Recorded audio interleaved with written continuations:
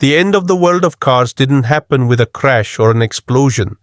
It happened with a sputter, a cough, and then a great big silence.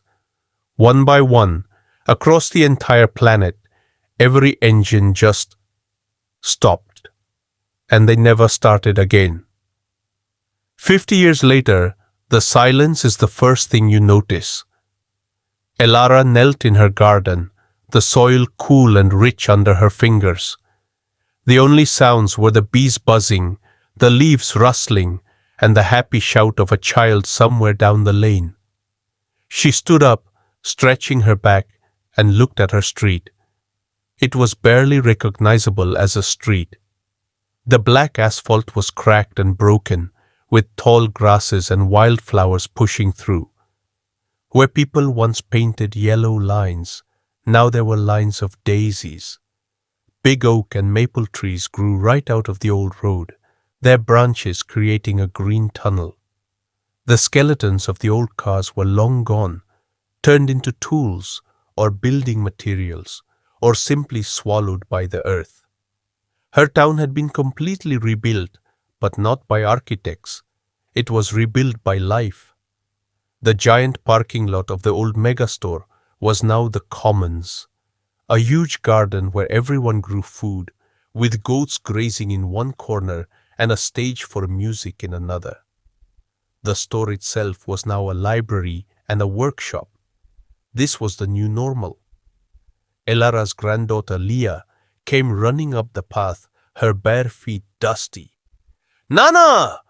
The baker says the bread is almost ready. Can we go get it?"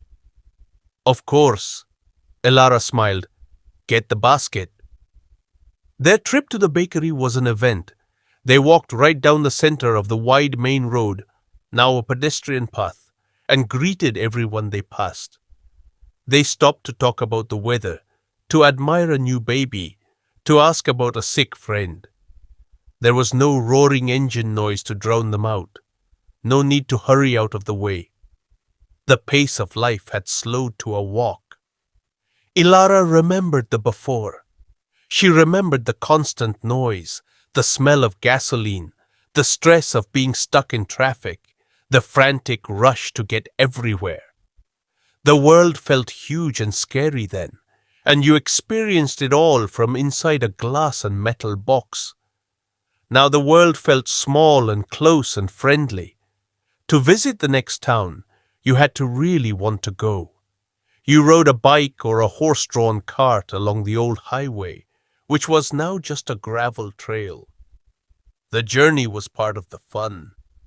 You noticed everything: the smell of the pine trees, the hawks circling overhead, the way the creek sounded different after the rain. You packed a lunch and made a day of it. Travel meant something again. It wasn't always easy. The first years after the car stopped were hard, really hard. Cities became traps. Food couldn't be trucked in anymore. People had to leave, walking out of cities with backpacks, looking for a new way to live. They had to learn how to grow their own food, how to fix things, how to rely on each other. They had to remember what community really meant. But they made it. And in making it, they found a better world. Without the endless engine hum, they found new sounds. The sound of rain on a roof, of someone playing a guitar on their porch, of real conversation. Without the smog, the air became clean and sweet, and the night sky exploded with more stars than anyone knew existed. Later that evening, Elara sat on her porch with Leah, watching fireflies blink over the commons. The air was filled with the smell of fresh bread and the sound of a fiddle from down the lane. "Tell me about the cars again, Nana," Leah said, snuggling close. "The loud metal boxes."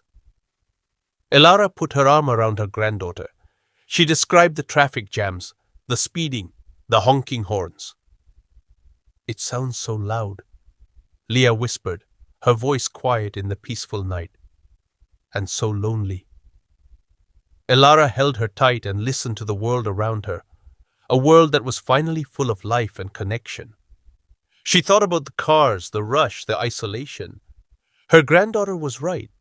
It was lonely. And this?